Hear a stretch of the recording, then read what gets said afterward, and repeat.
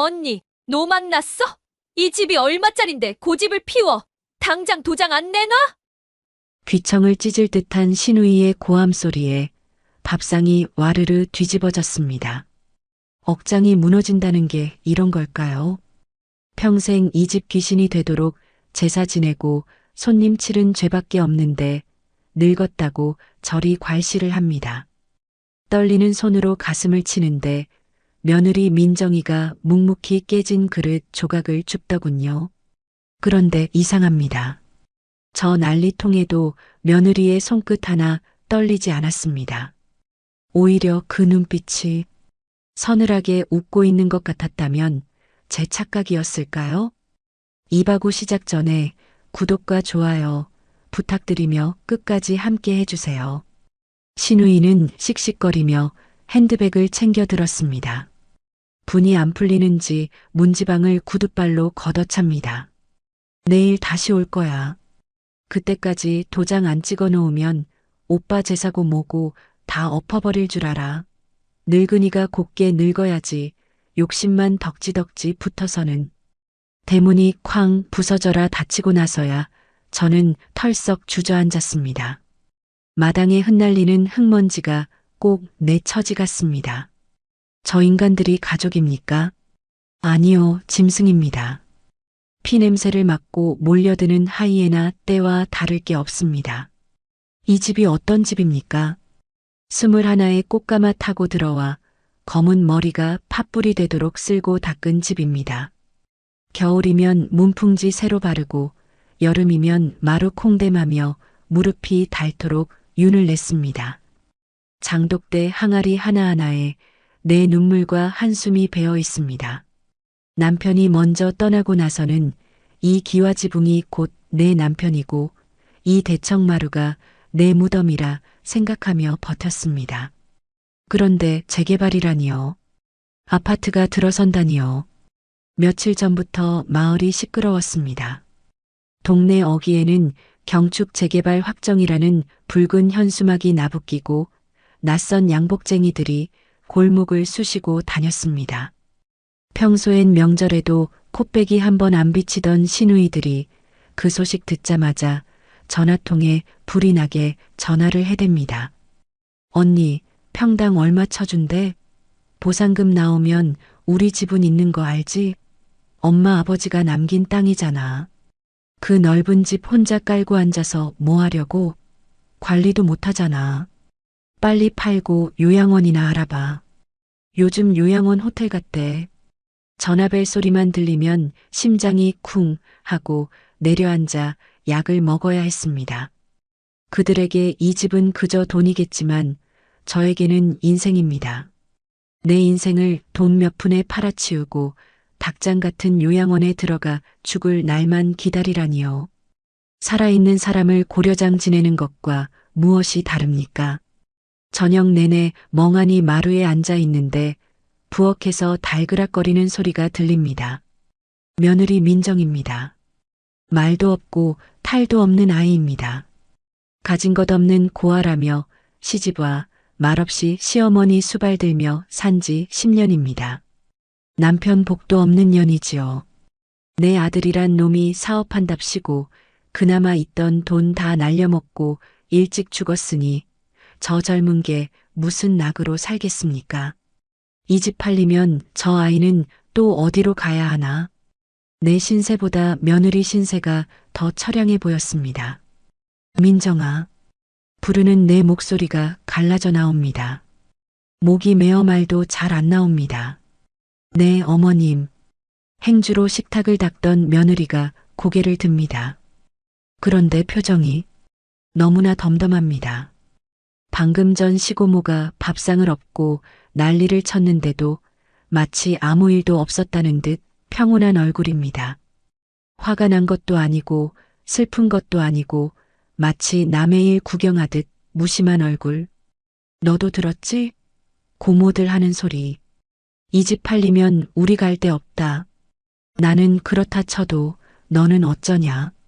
내가 눈물 섞인 하소연을 하자 민정이가 하던 손길을 딱 멈춥니다. 그리고 저를 빤히 쳐다봅니다.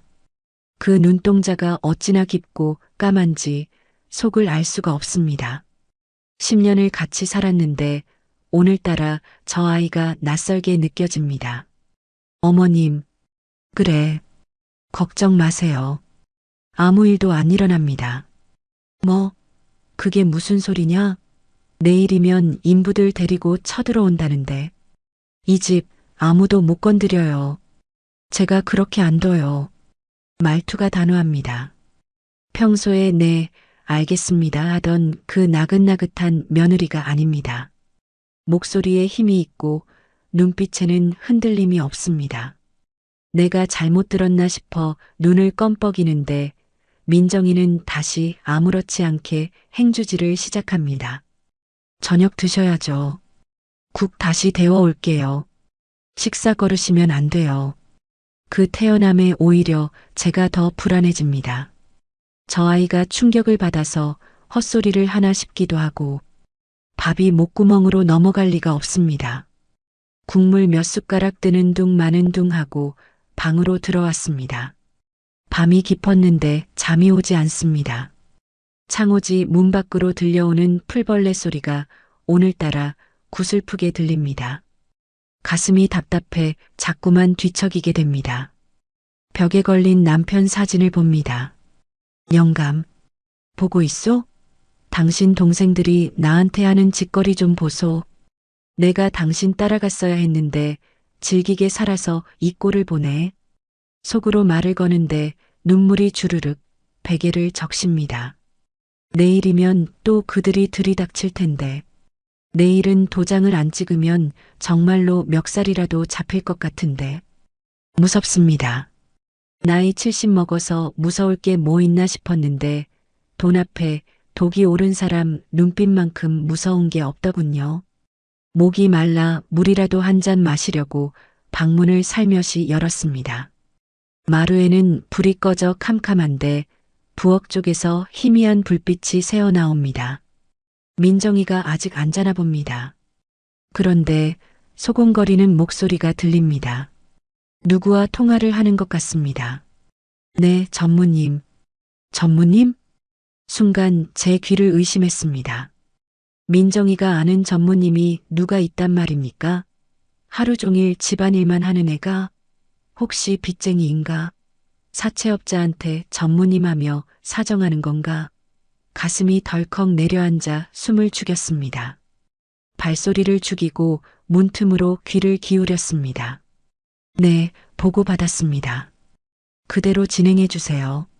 목소리가 너무나 냉정합니다. 애원하는 목소리가 아닙니다. 지시하는 목소리입니다. 평소 저한테 하던 그 부드러운 말투가 아니라 얼음장처럼 차갑고 딱딱 끊어지는 말투입니다. 아니요, 봐주지 마세요. 절차대로. 아니, 더 혹독하게 하세요.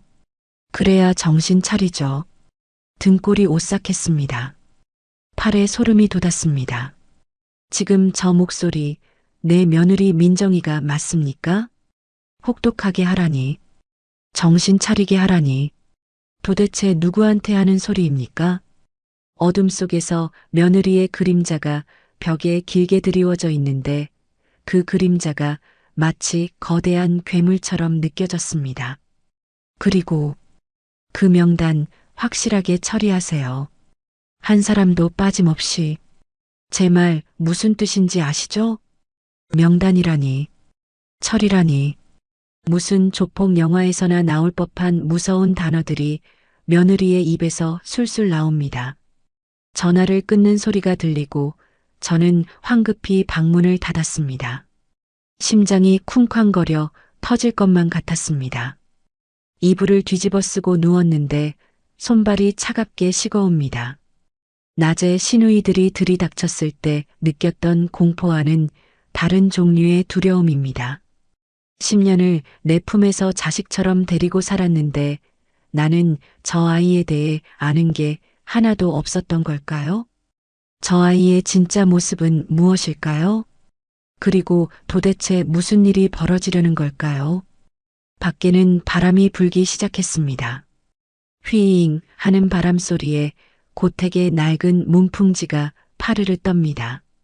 마치 내일 닥쳐올 것엔 비바람을 예고라도 하듯이 말입니다. 제 인생의 마지막이 될지도 모르는, 그러나 어쩌면 새로운 시작이 될지도 모르는 그날 밤이 그렇게 깊어가고 있었습니다. 밤새 한숨도 못 잤습니다. 새벽녘이야 깜빡 잠이 들었나 싶었는데 밖에서 들리는 웅성거림에 눈이 번쩍 떠졌습니다. 마당에 까마귀 떼가 내려앉은 줄 알았습니다. 창호지 문을 열고 내다보니 검은 양복을 입은 사람들이 마당을 서성이고 있습니다. 아니, 저게 다 누굽니까? 큰 시누이, 작은 시누이, 그리고 평소엔 이름도 얼굴도 모르던 먼 친척 조카들까지 마치 제삿밥 얻어먹으러 온 귀신들처럼 온 집안 식구들이 마당을 가득 메우고 있었습니다. 아이고, 형님, 해가 중천인데 아직도 주무시면 어떡해요. 첫째 시누이가 대청마루로 성큼성큼 올라옵니다. 어제 밥상을 엎고 난리를 치더니 오늘은 또 무슨 꿍꿍이인지 얼굴에 기름기가 잘잘 흐릅니다. 손에는 두툼한 서류 봉투 하나를 들고 있습니다. 저 봉투 보기만 해도 가슴이 답답해집니다. 형님, 우리가 밤새 의논을 좀 해봤는데 말이야. 이 집 형님 명의로 계속 두면 큰일 나겠더라고. 그게 무슨 소리냐? 세금 말이야. 재개발 보상금 나오면 세금 폭탄 맞는 거 몰라? 형님 돈도 없잖아. 그거 다 어떻게 감당하려고? 시누이는 침을 튀겨가며 열을 올립니다. 마치 저를 위해주는 척하지만 그 눈동자는 뱀눈처럼 차갑게 번들거립니다. 옆에 있던 작은 시누이가 거듭니다. 맞아요, 언니. 그러니까 우리가 미리 손을 써주겠다는 거잖아. 일단 명의를 우리 공동 명의로 돌려놓자고. 그래야 세금도 줄이고 나중에 보상금 나오면 형님 목도 챙겨드리지. 말이 좋아 챙겨준다는 거지. 결국 내 집을 자기들 이름으로 돌려놓겠다는 소리 아닙니까? 평생 이 집 지켜온 건 나인데 이제 와서 자기들 땅이라고 우기는 꼴이라니. 기가 막혀 말이 안 나옵니다. 떨리는 손으로 문지방을 잡고 겨우 입을 열었습니다. 안 된다. 내 눈에 흙이 들어가기 전에는 안 돼. 이 집이 어떤 집인데. 영감이 어떻게 지킨 집인데. 아이고, 또 그 영감 타령? 죽은 오빠가 밥 먹여줘? 형님, 진짜 노망 났어? 좋게 말할 때 도장 내놓으라니까. 첫째 시누이가 꽥 소리를 지르며 서류 봉투를 마루바닥에 내리칩니다. 탁 하는 소리에 제 심장이 덜컥 내려앉습니다. 마당에 서 있던 조카 녀석들도 낄낄거리며 수군댑니다. 큰 고모 말이 맞지. 저 늙은이가 뭘 알겠어. 빨리 처리하고 돈이나 나누지. 그러게 말이야. 치매라도 걸린 거 아니야? 사방이 적입니다. 도망칠 곳도 숨을 곳도 없습니다. 이 넓은 고택에 저 혼자 덩그러니 남겨진 기분입니다. 눈앞이 핑 돌고 숨이 가빠옵니다. 그때였습니다. 고모님, 부엌 쪽에서 쟁반에 찻잔을 받쳐들고 나오던 며느리 민정이었습니다. 어젯밤 그토록 차가운 목소리로 통화하던 그 아이. 아침이 되니 다시 평소의 조용한 며느리로 돌아와 있었습니다. 하지만 제 눈에는 보였습니다.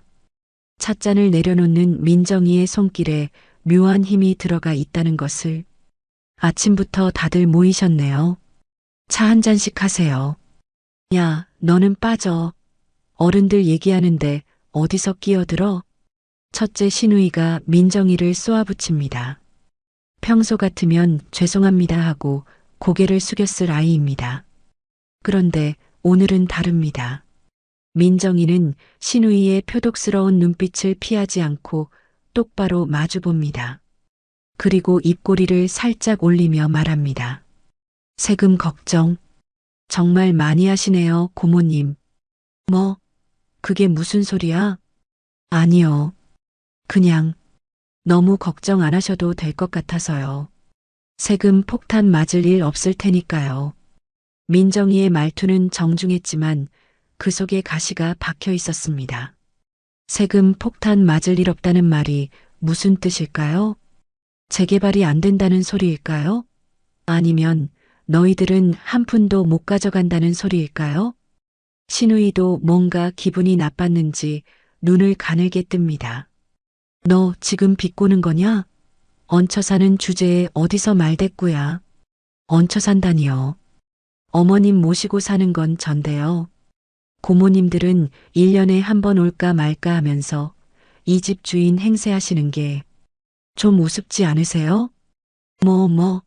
우스워? 인연이 미쳤나? 신우이가 손을 번쩍 들어 올립니다. 민정이 뺨이라도 후려칠 기세입니다. 안 돼.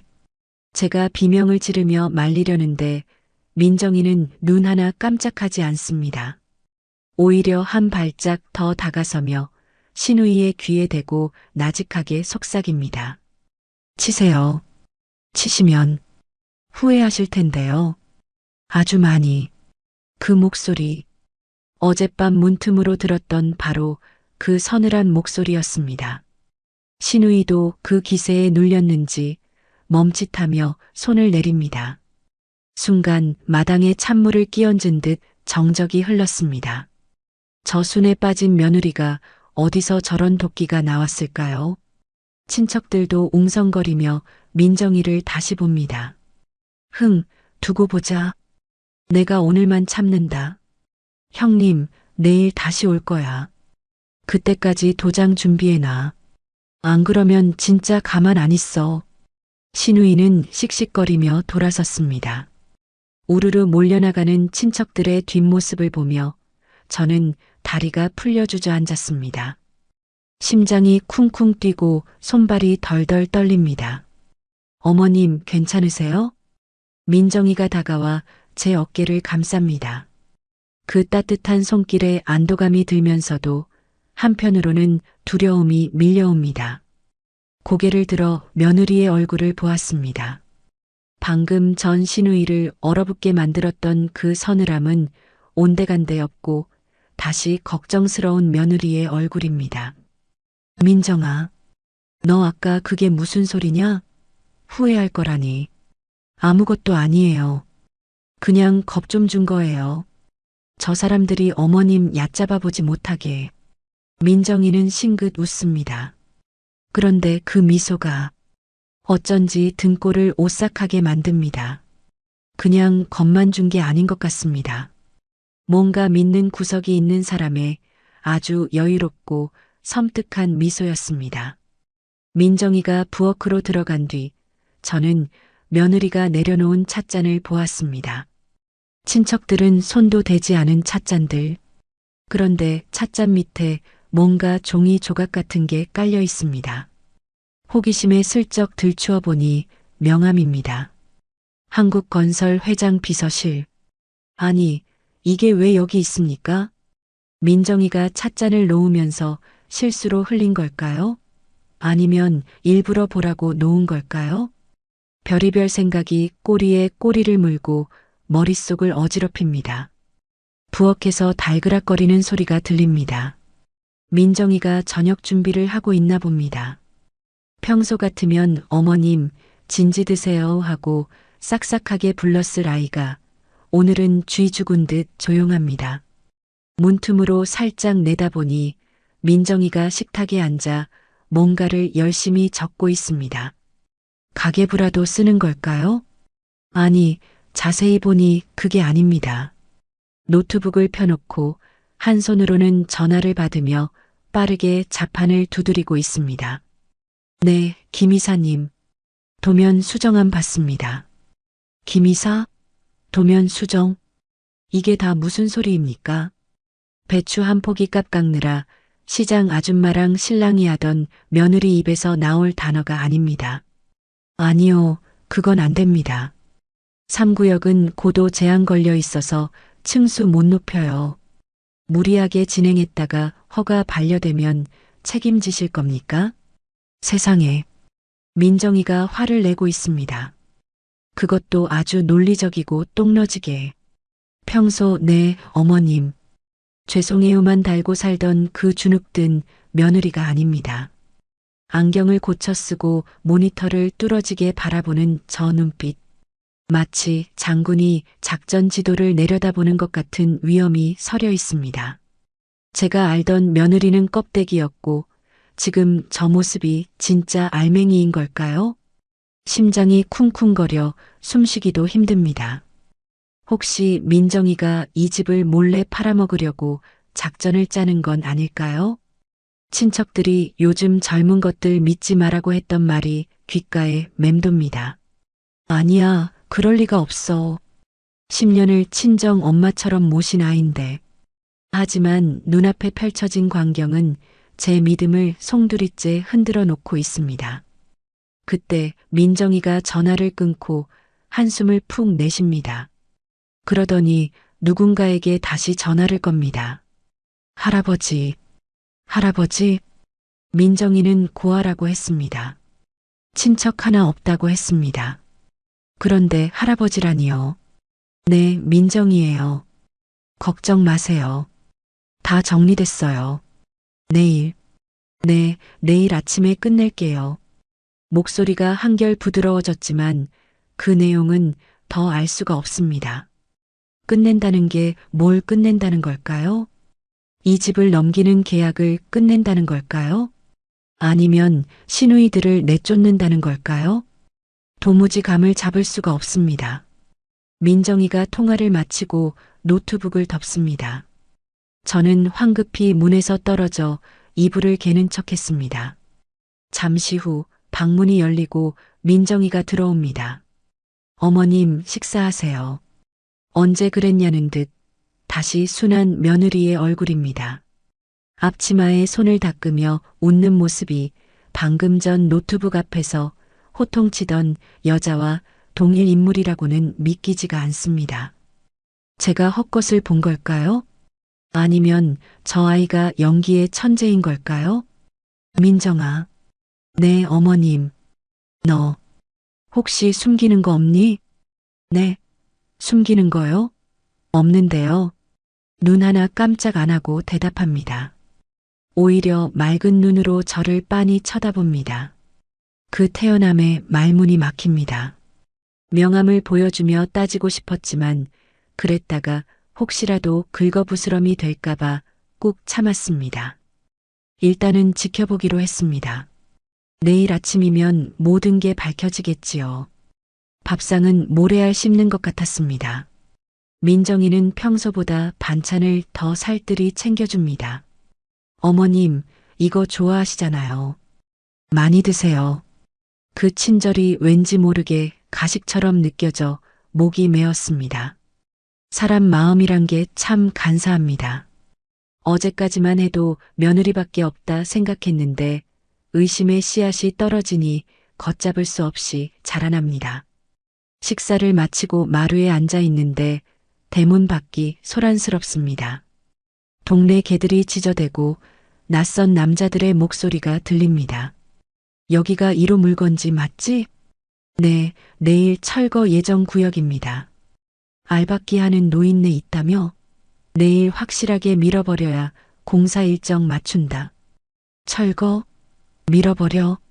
가슴이 철렁 내려앉았습니다. 내일이면 정말 포크레인이 들어와 이 집을 부순다는 겁니까? 아직 도장도 안 찍었는데?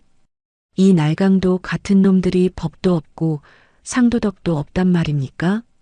무서워서 대문 밖을 내다볼 엄두도 안 납니다. 그런데 민정이가 신발을 신습니다. 어머님, 저 잠깐 앞에 슈퍼 좀 다녀올게요. 두부 사오는 걸 깜빡해서요. 지금 밖이 저렇게 시끄러운데? 금방 다녀와요. 문 잠그고 계세요. 말릴 새도 없이 민정이가 대문을 열고 나갑니다. 저는 불안한 마음에 뒤를 밟기로 했습니다. 부엌 쪽 쪽문을 살짝 열고 담벼락 너머를 훔쳐보았습니다. 어둠이 내려앉은 골목길. 가로등 불빛 아래 양복 입은 남자들이 서너 명 모여 담배를 피우고 있습니다. 그들 곁으로 민정이가 다가갑니다. 두부를 사러 간다는 애가 슈퍼 반대 방향으로 가서 그 남자들과 마주 섭니다. 아이고, 저게 미쳤나? 저 험한 놈들한테 무슨 해코지를 당하려고. 가슴이 조마조마해서 소리라도 지르고 싶은데 입이 떨어지지 않습니다. 그런데 상황이 이상하게 돌아갑니다. 민정이가 나타나자 담배를 피우던 남자들이 화들짝 놀라며 담배를 비벼 끕니다. 그리고는 고개를 숙입니다. 그것도 아주 정중하게 90도로 허리를 굽혀 인사를 합니다. 상무님, 나오셨습니까? 상무님? 제가 또 잘못 들은 걸까요? 동네 구멍가게 외상값도 못 갚는 우리 며느리한테 상무님이라니요. 민정이는 그들의 인사를 받는 둥 마는 둥 팔짱을 끼고 뭔가 지시를 내립니다. 거리가 멀어 무슨 말인지 들리지는 않지만 손짓 하나하나에 힘이 들어가 있습니다. 남자들은 연신 네, 알겠습니다. 하며 고개를 조아립니다. 다리가 후들거려 서 있을 수가 없습니다. 담벼락에 기대 주저앉았습니다. 저 여자는 내 며느리가 아닙니다. 내가 10년을 끼고 산 민정이가 아닙니다. 도대체 저 아이의 정체가 뭡니까? 건설사 직원들이 벌벌 기는 상무님? 회장님과 통화하는 손녀? 머릿속에서 퍼즐 조각들이 제멋대로 돌아다니는데 도무지 그림이 맞춰지질 않습니다. 한참 뒤 민정이가 집으로 돌아왔습니다. 손에는 검은 비닐봉지가 들려 있습니다. 두부 한 모입니다. 어머님 안 주무시고 뭐 하세요? 마루에 멍하니 앉아있는 저를 보며 민정이가 묻습니다. 아무 일도 없었다는 듯 밥맛을 다녀온 사람처럼 평온한 얼굴. 그 이중적인 모습에 소름이 끼칩니다. 아니, 잠이 안 와서. 얼른 주무세요. 내일 손님들 많이 오실 거잖아요. 기운 차리셔야죠. 손님? 시누이들 말하는 거냐? 걱정 마시고 저만 믿으세요. 제가 어머님 눈에서 눈물 안 나게 해드릴게요. 민정이가 제 손을 꼭 잡습니다. 그 손이 따뜻합니다. 거짓말하는 사람의 손 같지가 않습니다. 떨리는 눈으로 며느리를 봅니다. 진심일까요? 아니면 이것도 연기일까요? 하지만 지금 저에게 남은 동아줄은 이 아이 하나뿐입니다. 썩은 동아줄일지 금동아줄일지 모르지만 잡을 수밖에 없습니다. 그래, 믿음아. 내 며느리니까. 네, 주무세요. 방으로 들어와 누웠지만 천장이 빙글빙글 돕니다. 제 인생에서 가장 긴 밤이 그렇게 깊어가고 있었습니다. 새벽 안개가 자욱하게 낀 고택의 마당은 마치 무덤가처럼 고요했습니다. 평소라면 닭 우는 소리에 맞춰 부지런히 마당을 쓸었을 테지만 오늘은 빗자루를 들 힘조차 없습니다. 밤새 한숨도 못 잤습니다. 머리맡에 놓인 달력의 빨간 숫자. 오늘입니다. 1년에 2번 온 가족이 모여 조상님께 예를 올리고 덕담을 나누어야 할 명절. 하지만 오늘 저에게 닥쳐올 것은 덕담이 아니라 독이 묻은 화살들일 겁니다. 답답한 마음에 대문 밖으로 나섰습니다. 동네 사람들이라도 만나면 속이라도 털어놓을 수 있을까 싶어서요. 평생 이 마을에서 살았습니다. 옆집 순이 엄마, 뒷집 김씨 아저씨, 숟가락 개수까지 다 알고 지내는 이웃사촌들입니다. 저 멀리 마을 회관 앞에 3, 4, 5 모여있는 노인들이 보입니다. 반가운 마음에 발걸음을 재촉했습니다. 어이구, 김씨. 나왔어? 제가 인사를 건네자 왁자지껄하던 사람들이 순식간에 입을 다뭅니다. 마치 짠 듯이 고개를 돌리고 헛기침을 해댑니다. 싸늘한 찬바람이 휑하니 붑니다. 다들 아침 드셨는가? 무안에서 다시 한번 물었지만 돌아오는 건 차가운 대꾸뿐입니다. 밥 먹었지. 근데 옥분 할매, 눈치도 없나? 지금 여기가 어디라고 와? 가장 친하게 지냈던 뒷집 박씨 할머니가 눈을 흘깁니다. 그게 무슨 소리여? 동네 사람들 다 재개발 동의서 찍고 보상금 기다리는데 혼자서 고고한 척 안 찍고 버틴다며? 할매 때문에 우리까지 돈 못 받게 생겼어. 맞아. 늙어서 욕심만 많아가지고. 자식들한테 민폐 끼치지 말고 그냥 요양원이나 가지. 뭘 그리 버텨? 가슴에 대못이 박힙니다. 이웃사촌이라 믿었던 사람들입니다. 콩 한쪽도 나눠 먹고 김장도 같이 담그던 사람들입니다. 그런데 돈 앞에 장사 없다고 재개발 보상금 몇 푼에 50년 정이 헌신짝처럼 버려졌습니다. 저는 죄인처럼 고개를 숙이고 뒷걸음질 쳤습니다. 등 뒤로 수군거리는 소리가 비수처럼 날아와 박힙니다. 저 할망구 때문에 우리 아들 사업 자금 막히면 어쩌나 몰라. 독한 노인네. 도망치듯 집으로 돌아왔습니다.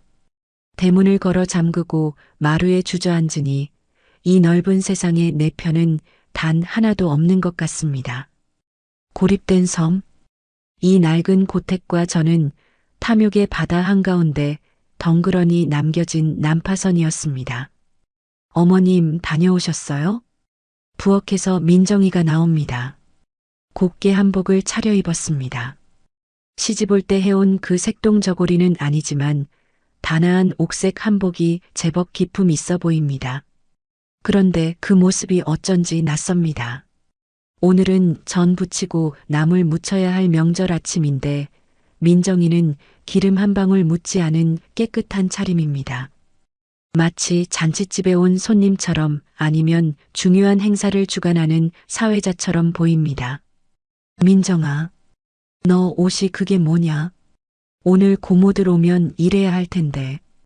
오늘은 일 안 해요, 어머님. 뭐? 그게 무슨 소리냐? 제사상은 어쩌고? 제사는 진짜 가족들끼리만 지내는 거잖아요. 돈 받으러 온 빚쟁이들한테 밥상 차려줄 필요 없어요. 민정이가 싱긋 웃으며 찻잔을 닦습니다. 어젯밤 골목길에서 봤던 그 서늘한 카리스마는 온데간데 없고 다시 나긋나긋한 며느리입니다. 하지만 그 말 속에 숨겨진 뼈가 예사롭지 않습니다. 믿어도 되는 걸까요? 어제 저녁 내일 아침에 끝낼게요라던 그 통화 내용이 귓가에 맴돕니다.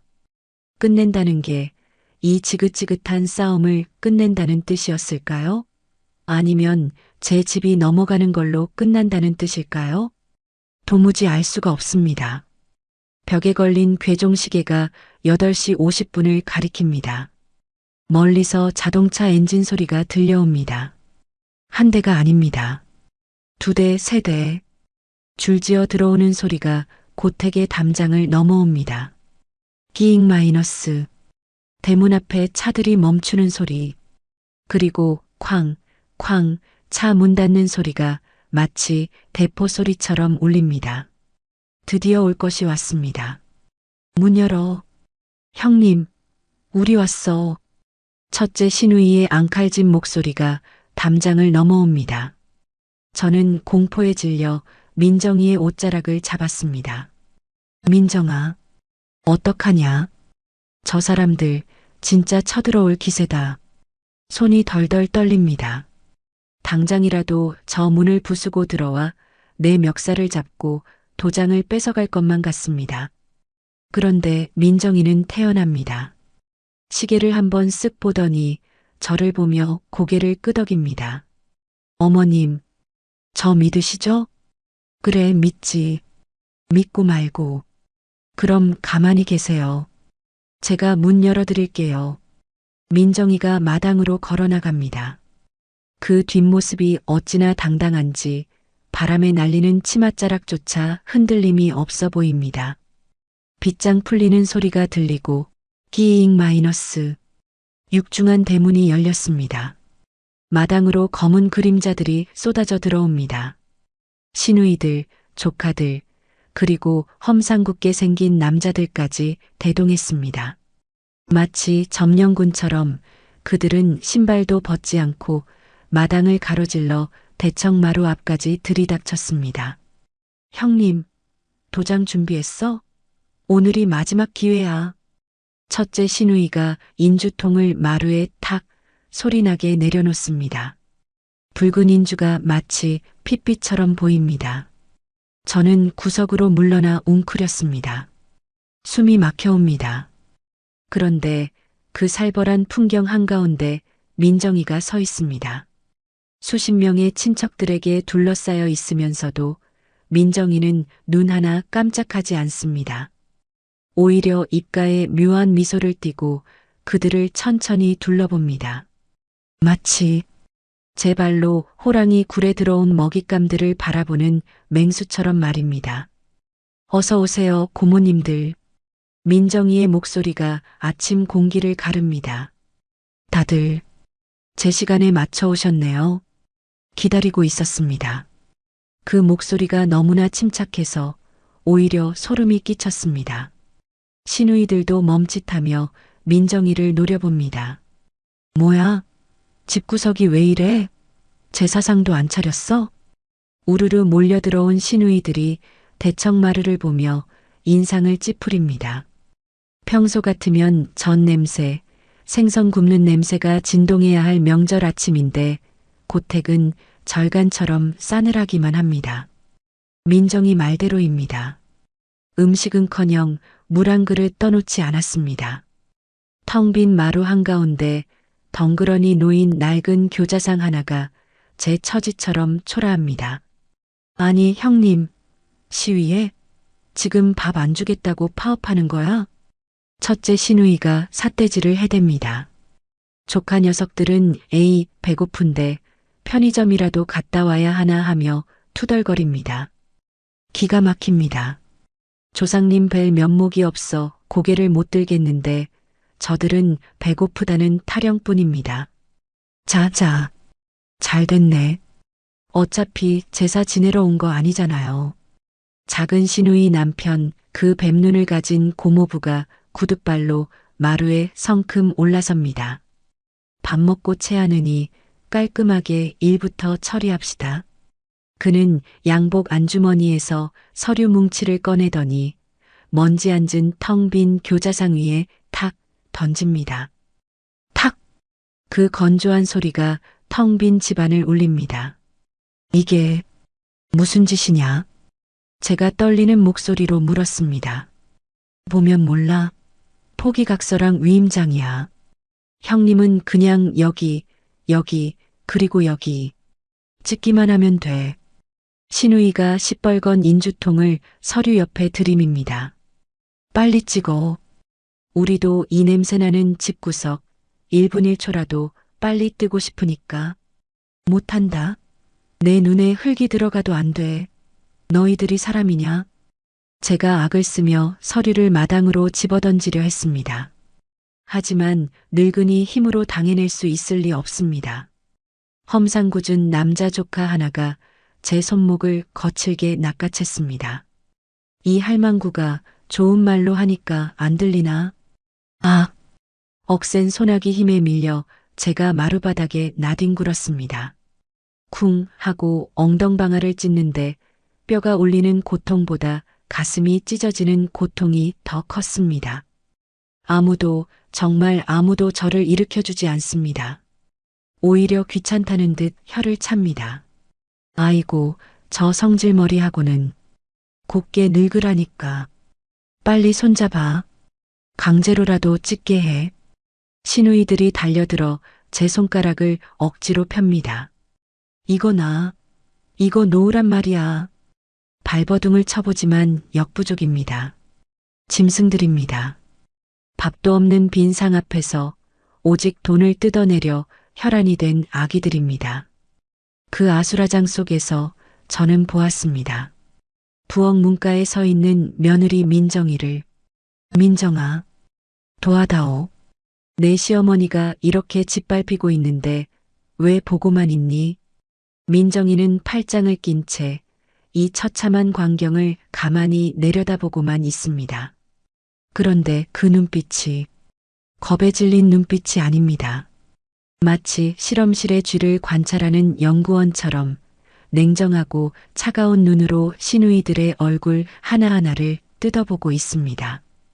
그리고 슬쩍 보이는 민정이의 손, 휴대폰을 들고 있습니다.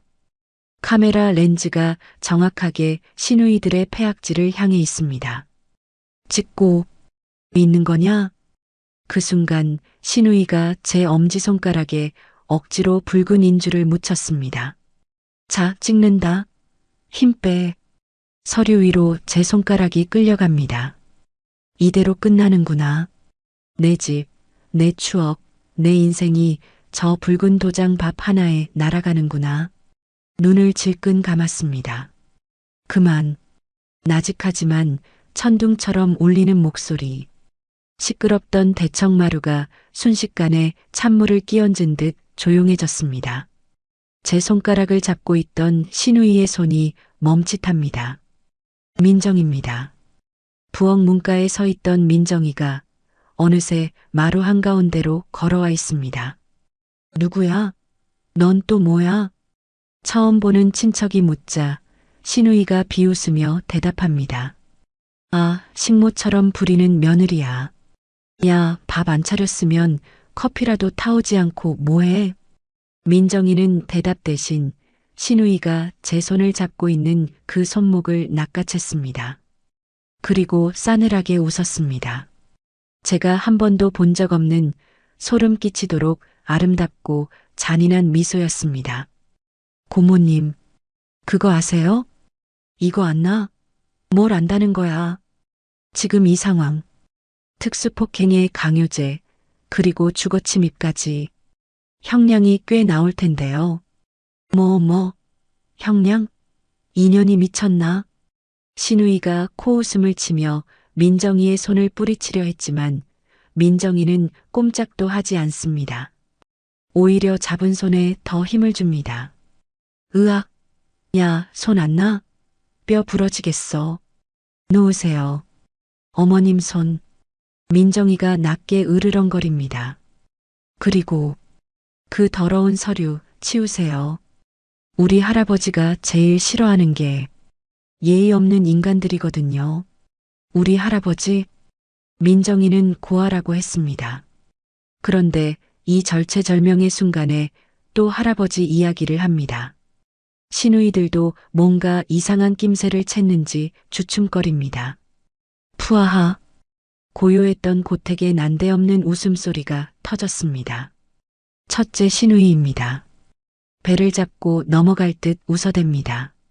뒤이어 작은 시누이, 고모부, 조카들까지 덩달아 낄낄거리기 시작합니다. 방금 전까지 흘렀던 서늘한 긴장감이 그들의 비웃음 소리에 산산조각 났습니다. 야, 올케. 들었어? 얘 지금 뭐라는 거니? 할아버지, 푸아. 첫째 시누이가 눈물까지 닦아내며 민정이를 손가락질합니다. 너 고아라며? 내 할아버지 시골에서 농사짓다 돌아가신 그 양반 말하는 거냐? 귀신이라도 불러오겠다는 거야 뭐야? 아이고 무서워라. 귀신이 재개발도 막아준대? 드라마를 너무 많이 봤네 얘가. 작은 시누이가 비아냥거리며 거듭니다.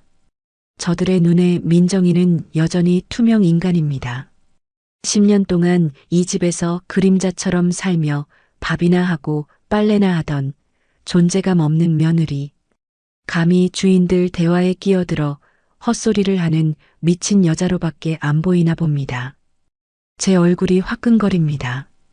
며느리가 저런 수모를 당하는 게 다 제 탓인 것만 같습니다. 민정아, 그만해라. 저 사람들 말 안 통한다. 그냥 제가 민정이의 옷자락을 잡아 끌며 말리려 했습니다. 더 이상 내 며느리가 비웃음거리가 되는 걸 볼 수 없었으니까요. 하지만 민정이는 꿈쩍도 하지 않습니다. 오히려 한 발짝 더 앞으로 나갑니다. 시누이들의 조롱 섞인 웃음소리가 쏟아지는 그 한가운데로 마치 무대 위 여주인공처럼 당당하게 걸어 나갑니다.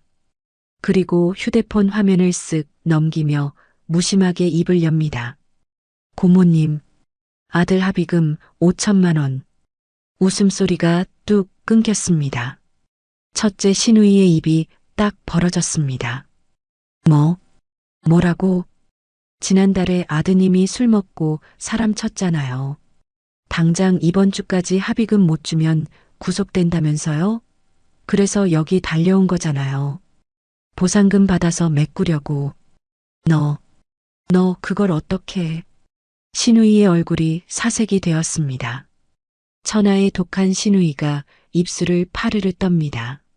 민정이는 대답 대신 고개를 돌려 이번엔 뱀눈을 가진 고모부를 쳐다봅니다.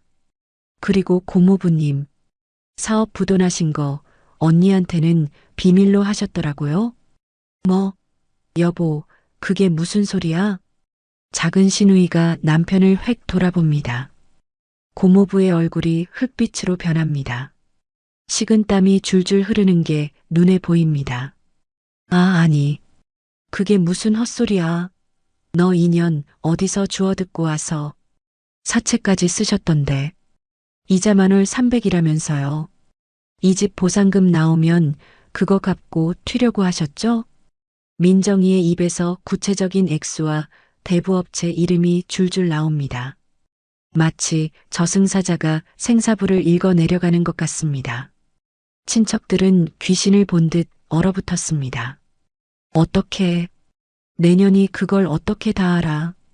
고모부가 씩씩거리며 민정이 멱살을 잡으려 달려듭니다. 저는 비명을 지르며 눈을 감았습니다. 손대지 마세요. 민정이의 차가운 목소리와 함께 띠링하는 소리가 들렸습니다. 눈을 떠보니 민정이가 휴대폰 카메라를 그들 코앞에 들이대고 있었습니다. 폭행 추가하시게요? 합의금도 없으시면서? 민정이가 고모부의 눈을 똑바로 쏘아봅니다. 그 눈빛엔 일말의 두려움도 없습니다. 오히려 상대를 하찮게 여기는 경멸만이 가득합니다. 당신들 사정, 내 알 바 아닌데. 적어도 남의 집 제사상 엎어가며 도둑질은 하지 말아야죠. 안 그래요? 민정이의 말 한마디 한마디가 채찍처럼 그들을 후려칩니다. 아무도 대꾸하지 못합니다. 약점이 잡힌 짐승들은 꼬리를 내릴 수밖에 없습니다. 이 독한 년. 첫째 신우이가 바들바들 떨며 겨우 입을 엽니다. 하지만 물러설 기세가 아닙니다. 약점이 잡혔으니 더더욱 오늘 끝장을 보려 덤벼듭니다. 내가 뭘 안다고 떠들어? 합의금? 그래, 그러니까 더더욱 오늘 도장 찍어야 해. 오늘 안 찍으면 우리 다 죽어. 당장 내놔. 고모부까지 눈이 뒤집혀 덤벼듭니다. 이 판사판이야. 오늘 도장 안 찍으면 한 발자국도 안 나간다. 그들이 마루로 다시 우르르 몰려옵니다. 저는 너무 무서워 비명을 지르며 민정이 등 뒤로 숨었습니다. 아이고 민정아, 저 사람들 눈이 뒤집혔다. 우리 죽이려나 보다. 이때였습니다. 제 앞을 막아서고 있던 민정이가 차갑게 웃으며 휴대폰을 탁자에 내려놓는 소리가 들렸습니다. 좋아요. 정 그렇게 원하시면 찍어드리죠. 네. 제 귀를 의심했습니다. 방금 민정이가 뭐라고 했습니까? 찍어준다니요. 도장을 찍어준다니요? 민정아, 너 지금 제정신이냐? 제가 민정이의 팔을 잡고 흔들었지만 민정이는 제 손을 살며시 떼어내며 신우이들을 똑바로 쳐다봅니다. 단 조건이 있어요. 조건? 어차피 파는 거 확실하게 해야죠. 내일 아침 9시. 이 구역 담당하는 건설사 임원들 여기로 현장 실사 오는 거 아시죠? 친척들이 웅성거립니다. 내일 실사 나온다는 얘기는 들었는데 그 사람들 앞에서 정식으로 계약하죠. 헐값 말고 제대로 된 가격으로. 고모부님 빚 갚고도 남을 만큼 받아내야 할 거 아니에요? 민정이의 목소리는 달콤했습니다. 하지만 제 등골은 오싹했습니다. 지금 며느리가 무슨 꿍꿍이인지 도무지 알 수가 없습니다. 정말 돈을 더 받으려고 저러는 걸까요? 아니면 시간을 벌려는 걸까요? 돈에 눈이 먼 그들은 제대로 된 가격이라는 말에 혹해 침을 꿀꺽 삼킵니다. 너, 딴소리하기 없기다? 내일 임원들 앞에서 바로 도장 찍는 거다? 그럼요. 그분들 앞에서 확실하게 끝내드릴게요. 민정이의 눈이 서늘하게 빛났지만 탐욕에 눈먼 시누이들은 그게 무슨 뜻인지 알아채지 못하는 것 같습니다. 그저 돈을 더 받을 수 있다는 생각, 내일이면 해결된다는 생각에 안도의 한숨을 내쉴 뿐입니다. 좋아. 내일 아침 9시야.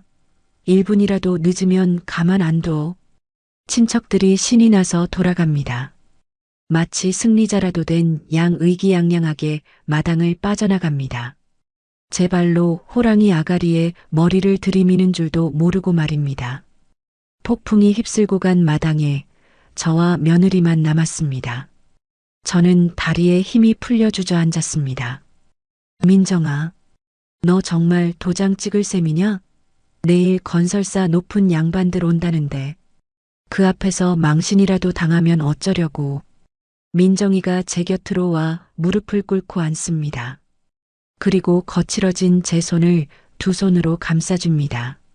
어머님, 저 믿으시죠? 그래, 믿는다만 내일 오시는 건 그냥 임원들이 아니에요. 응? 내일은 진짜 주인이 누구인지 확실하게 알려줄 사람들이 올 거예요. 민정이가 싱긋 웃습니다. 그 미소 뒤에 숨겨진 거대한 계획을 늙은 저는 감히 짐작조차 할 수 없었습니다. 다만 한 가지 확실한 건 내일 아침이 되면 이 지루한 싸움의 끝을 보게 될 거라는 사실입니다. 뜬 눈으로 밤을 지새웠습니다. 어제 민정이가 했던 말, 진짜 주인이 누구인지 알려줄 사람들이 온다는 그 말이 무슨 뜻인지 곰곰이 생각하느라 잠을 이룰 수가 없었습니다. 먼동이 터오자마자 저는 마당을 쓸고 또 쓸었습니다.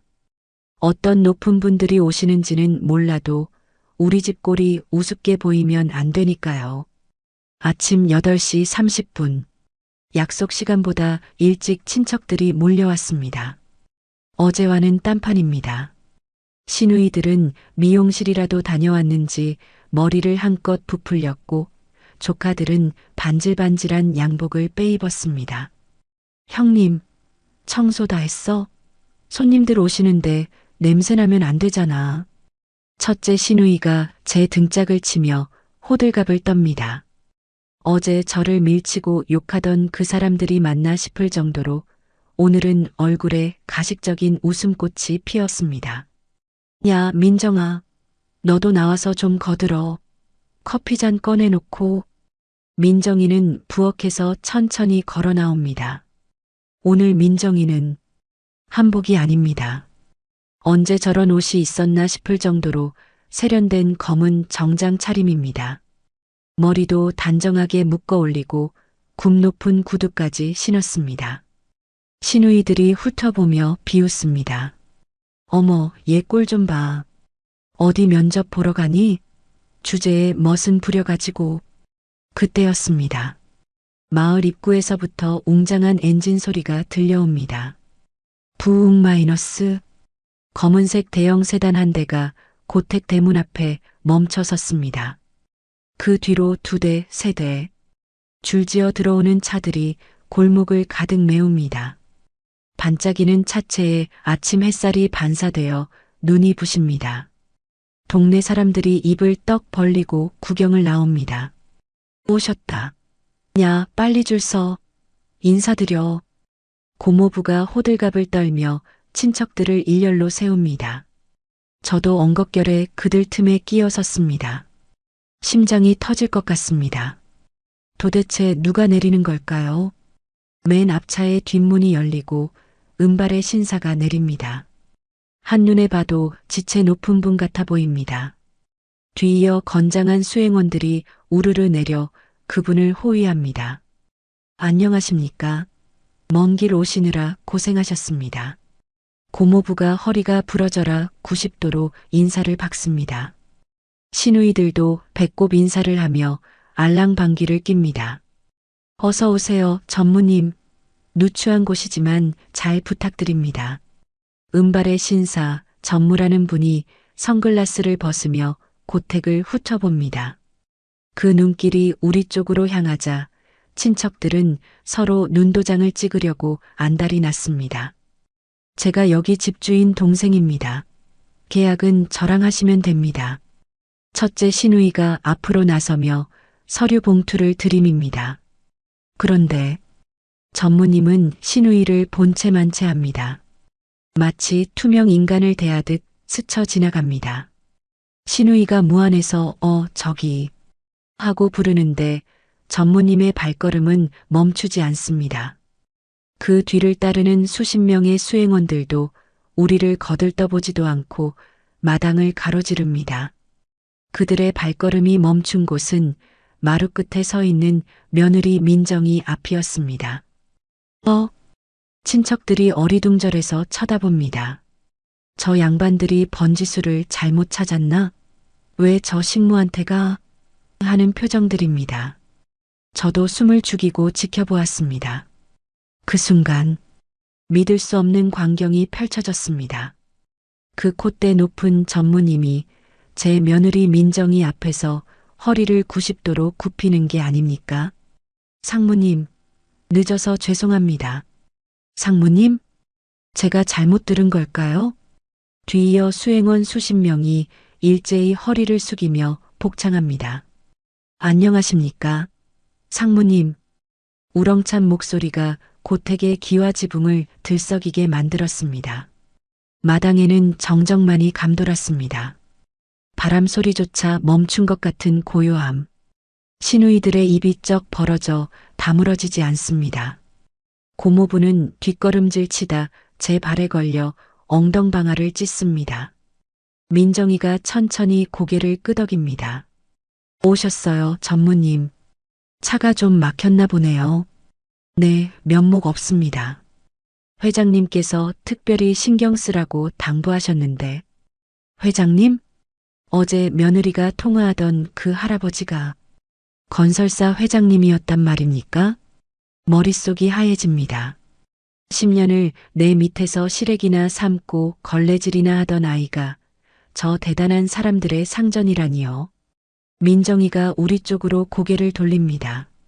아니, 정확히는 넋이 나가 서 있는 시누이들을 향해서입니다. 그 눈빛, 어제 저를 지켜주던 그 따뜻한 눈빛이 아닙니다. 얼음장보다 더 차가운 진짜 주인의 눈빛입니다. 전무님, 네, 상무님, 여기 잡상인들이 좀 들어와 있네요. 시누이들의 얼굴이 벌겋게 달아오릅니다. 너 지금 그게 무슨 소리야? 우리가 잡상인이라니. 첫째 시누이가 꽥 소리를 지르며 달려들려 하자 수행원들이 순식간에 앞을 막아섭니다. 시커먼 양복쟁이들이 벽처럼 가로막으니 시누이는 찍소리도 못하고 움츠러듭니다. 계약하러 오신 거 아니었어? 내가 왜 상무야? 작은 시누이가 파들파들 떨며 묻습니다. 민정이는 대꾸할 가치도 없다는 듯 전무님에게 손짓합니다. 치우세요. 시끄러워서 일을 못하겠네요. 네, 알겠습니다. 전무님의 손짓 한 번에 수행원들이 시누이들과 조카들을 짐짝처럼 밀어내기 시작합니다. 아니, 이거 안 나? 내가 누군 줄 알고. 우리 조카가 검사야. 너희들 다 고소할 거야. 발악을 해보지만 소용없습니다. 어제 제 짐 가방이 마당에 내동댕이 쳐졌던 것처럼 오늘은 그들이 대문 밖으로 질질 끌려나갑니다. 형님, 말 좀 해봐. 전현이 미쳤어. 대문 밖으로 쫓겨나면서도 저를 향해 악을 쓰는 시누이의 목소리가 처량하기까지 합니다. 하지만 저는 입도 뻥긋할 수 없었습니다. 눈앞에 서 있는 며느리가 너무나 크고 낯설어 보여서요. 마당이 깨끗해졌습니다. 민정이가 뚜벅뚜벅 제 앞으로 걸어옵니다. 그 위풍당당한 걸음걸이에 저도 모르게 뒷걸음질을 칠 뻔했습니다.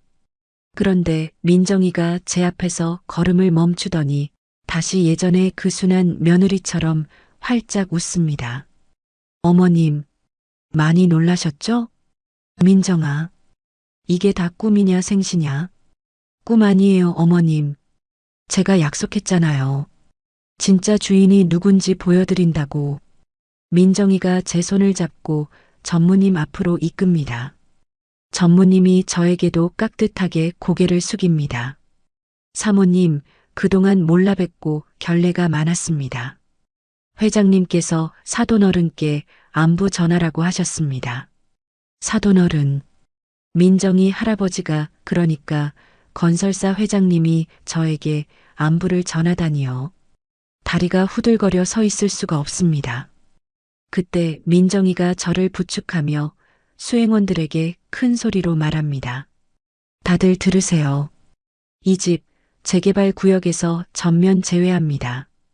네. 전무님조차 당황한 기색입니다. 상무님, 그건 이사회 승인이.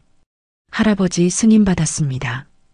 이 집은 우리 시할머님, 시아버님, 그리고 제 남편의 혼이 깃든 곳입니다. 벽돌 한 장이라도 건드리는 사람은 제가 가만 안 둡니다. 민정의 단호한 선언이 고택 마당에 울려 퍼졌습니다. 대문 밖에서 엿듣고 있던 친척들의 비명소리가 들려옵니다. 뭐, 제외.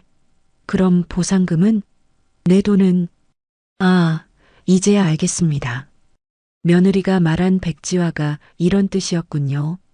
제 인생을 지켜주기 위해 저 아이는 자신의 모든 것을 걸고 이 판을 짠 것입니다. 눈물이 왈칵 쏟아져 앞이 보이지 않습니다. 제 며느리 민정이가 오늘따라 세상에서 제일 크고 든든한 산처럼 보였습니다.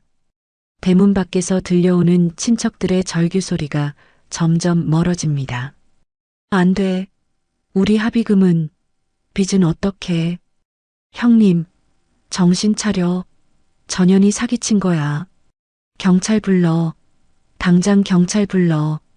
발악을 해봐도 소용없습니다. 수행원들이 사람 좋게 웃으며 하지만 단호하게 그들을 차에 태워보냅니다.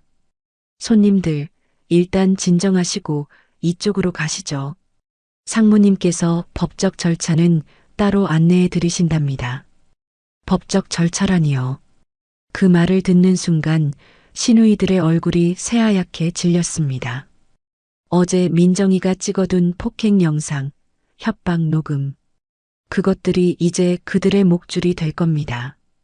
차들이 한 대, 두 대 떠나갑니다. 동네 사람들이 담 너머로 고개만 빼꼼 내밀고 구경합니다. 저 집 며느리가 재벌이었대. 아이고, 우리가 옥분이 할매한테 얼마나 못되게 굴었는데. 큰일 났네. 수군거리는 소리가 들려옵니다. 돈 냄새 나면 몰려들고 힘센 사람 앞에서는 또 주눅드는 세상입니다. 이제 그런 것들이 하나도 두렵지 않습니다. 마당에 다시 고요가 찾아왔습니다. 전무님을 비롯한 수행원들도 공손히 인사를 하고 차로 돌아갑니다. 상무님, 보고서는 오후에 올리겠습니다. 그러세요. 수고하셨어요. 민정이가 고개를 끄덕이자 그들도 줄지어 차에 올라타 떠납니다. 검은 세단 행렬이 사라지고 고택 마당에는 저와 며느리 민정이만 남았습니다. 민정이가 저를 돌아봅니다. 아까까지의 그 당당하고 차가운 모습은 온데간데 없이 다시 제가 아는 그 수줍은 며느리의 얼굴입니다. 어머님, 놀라셨죠? 말이 안 나옵니다. 목구멍이 메어서 한마디도 할 수가 없습니다. 머릿속이 뒤죽박죽입니다. 내 며느리가 건설사 회장 손녀였다니요. 그런 아이가 왜 10년 동안 이 누추한 집에서 천대받으며 살았던 걸까요? 민정이가 제 곁으로 다가와 마루 끝에 나란히 앉습니다. 마당 한가운데 핀 코스모스 꽃이 바람에 흔들립니다. 한참 동안 아무도 말이 없었습니다. 그러다 제가 먼저 입을 열었습니다. 민정아, 너 왜 진작 말하지 않았니? 그렇게 큰 집 딸려니 왜?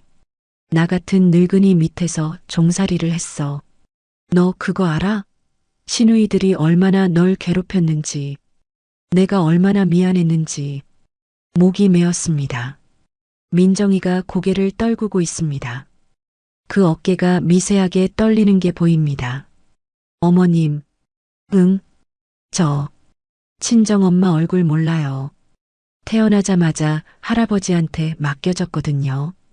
아빠는 사업만 하시느라 1년에 얼굴 한 번 보기 힘들었고, 할아버지는 훌륭한 분이셨지만 바쁘셨어요. 저는 돈은 많았지만 혼자였어요. 밥상에 앉아도 혼자, 명절에도 혼자. 민정이의 말에 가슴이 찢어집니다. 큰 집에서 자랐으면 다 행복한 줄만 알았는데 저 아이도 외로웠구나. 그러다 남편을 만났어요. 가진 건 없었지만 진심으로 저를 대해준 사람이었어요. 그리고 어머님을 만났죠. 민정이가 제 손을 잡습니다. 거칠고 주름투성이인 제 손을 보드라운 두 손으로 꼭 감쌉니다. 처음 이 집에 시집 왔을 때요. 어머님이 밥상 차려주시면서 하신 말씀 기억하세요? 우리 딸 잘 먹어라. 이제 이 집이 내 친정이다. 아, 그랬나요?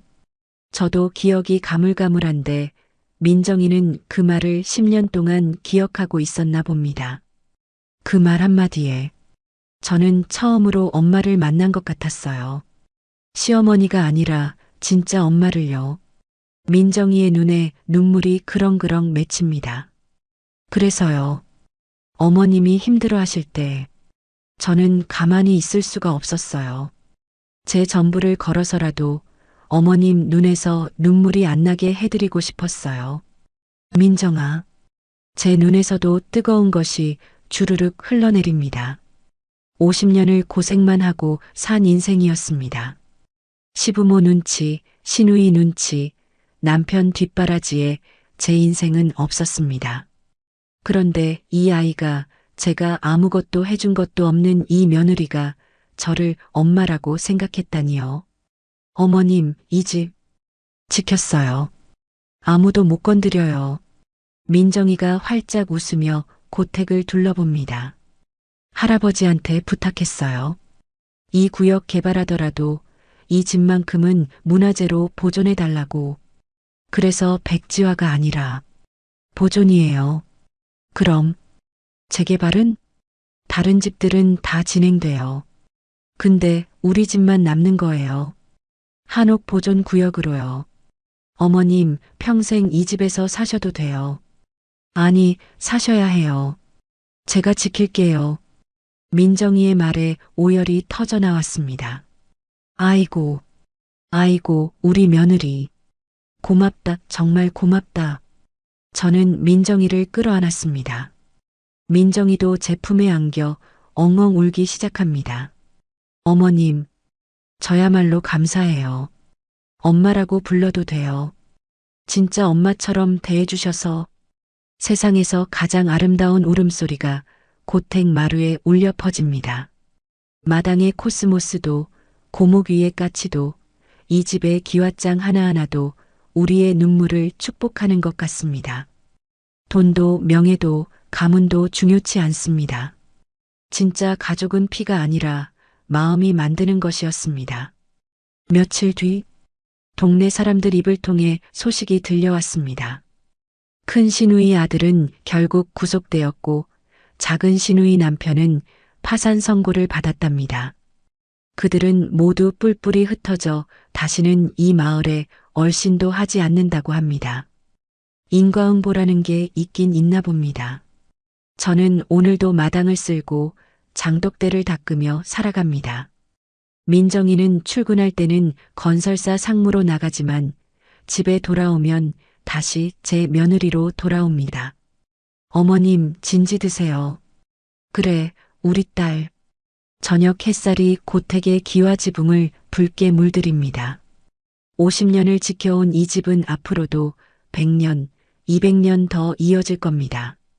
제가 지킨 집이 아니라 진짜 가족이 지켜준 집으로요. 그날 밤 저는 남편 영정 앞에 술 한 잔을 따라 놓았습니다. 영감 봤지? 우리 며느리 말이여. 그 고생 끝에 우리 집 지켰네. 이제 편히 쉬시오. 이 집은 우리가 지킬 테니께. 촛불이 파르르 떨리더니 환하게 타오릅니다. 마치 남편이 미소 짓는 것 같습니다. 집을 지킨다는 건 벽돌과 기와를 지키는 게 아니었습니다. 그 안에 깃든 사랑과 추억, 그리고 진심을 지키는 것이었습니다. 고택의 밤은 고요하고 따뜻했습니다. 오늘의 이바구는 여기까지입니다. 끝까지 함께 해주셔서 감사드리며 구독과 좋아요 눌러주시면 놀라운 인생 사연들을 누구보다 먼저 무료로 만나보실 수 있습니다.